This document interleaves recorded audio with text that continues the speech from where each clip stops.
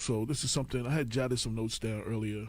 I was watching the news, a couple of things. I've been seeing a lot of things lately, and it just made me want to address something. Something I was actually going to do on the website, write up as Real Talk from AJ Woodson, but I figured I'd make it the opening of the show. So, as I was saying, start again. Hate has become the dialogue and the currency, both locally and nationally, which has only been fermented by the current occupier of the White House. It's a pattern of hate.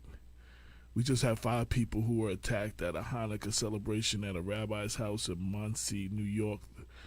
And I saw that Governor Cuomo said that these cases should be should be prosecuted as domestic terrorism. First, let me say, I'll always speak up on all forms of hate in cases where people are attacked because of race, creed, color, sexual orientation, or religious belief.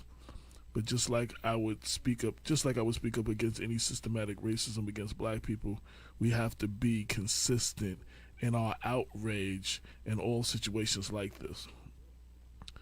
We had a shooting in a church in White Settlement, Texas this morning that left 2 people dead and another person in critical condition.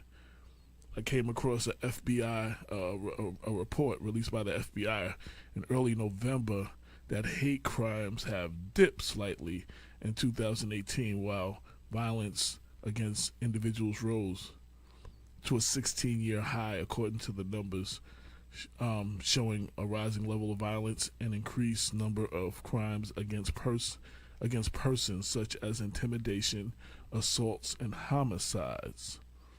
There was a quote, "We're seeing a leaner and meaner type of hate crime." Brian Levin, director of the Center of the Study of Hate and Extremism at California State University, San Bernardino, he said homicides were up and crimes against persons were up.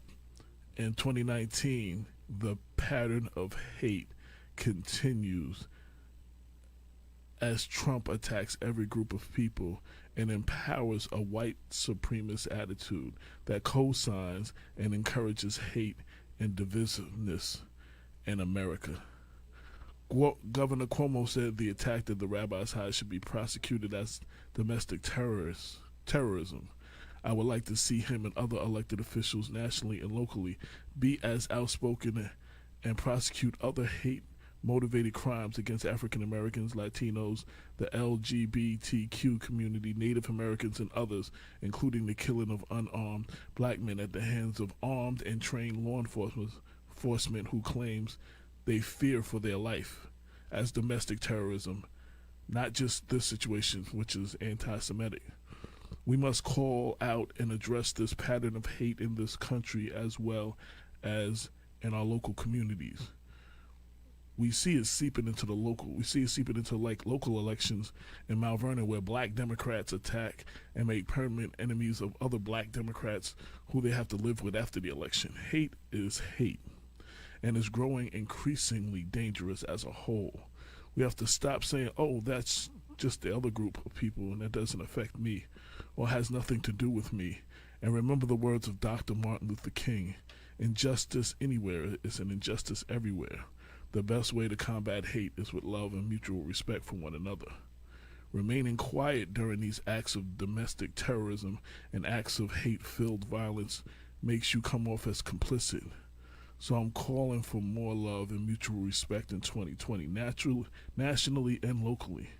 I may be an idealist, but I will continue to call for more love and mutual respect as I continue to call out hate and systematic racism and injustice as long as I have breath in my body. We have to start treating each other better. We don't always have to agree. But we do have to live amongst each other. One of the things that makes this country great, despite what Trump and his counterparts feel, is the differences that we have, the differences of our opinions, all of our inventions and great things that have taken place have been because of our differences, because of our differences of opinions. It would be a boring world if everybody looked alike and thought alike. Imagine what the car industry would be like if they never wanted to make a new car. They just wanted to go with the same car over and over and over because they were cool with that car. Inventions, we would never have the ability to fly or any of the inventions if we didn't have different ideas and people who thought outside the box and people who did not think like us. And one of the great things about this country is a lot of things in this world period, but especially this country, the debate, our differences, are seeing things different, are attacking problems differently. We can disagree and agree to disagree. And debate is great. The dialogue, the conversation amongst people that don't look like you is a great thing and what makes this country great.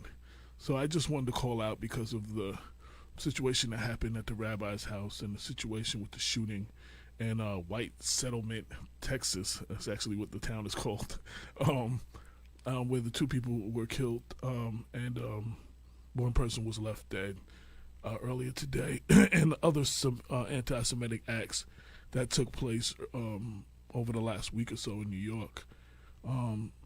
We have to do better, and we cannot let those who think like our president win and dictate how we think and how we move.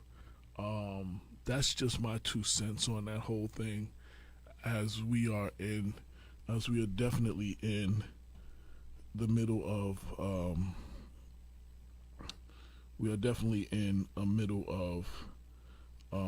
a pattern of hate. And again, I mean, like I said, hate has become the dialogue and currency both locally and nationally, which has only been fermented by the current occupier of the White House. We must put an end to this pattern of hate. It's going to take all of us if we're ever going to move forward and get past this period in time. That's my 2 cents. I want to welcome everybody to episode 244. This is the 244th episode, also the last episode of the year. Thank you for letting me share my little rant, something that was on my mind, especially after seeing the news earlier, and hear all the things going on, and we've had all the things we had. We do a year in review. We had a lot of incidences. Sandy Barnaby said, "Thank you, AJ, for opening with this sentiment." We've had a lot of incidences where they can be considered what Governor Cuomo called domestic terrorism. Any act against a group of people, or because of their color, because of their sexual orientation,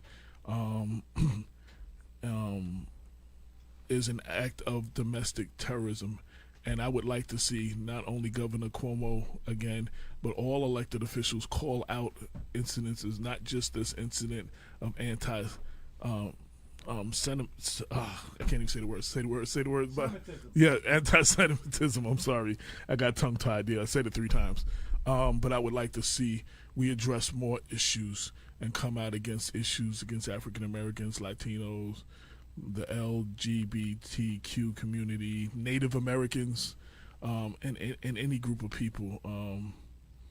We got to do better. We really have to do better as a people. And yes, okay, that makes me an idealist, but for us to get past this period of time that we're in, it takes all of us. We're going to have to do a much better job.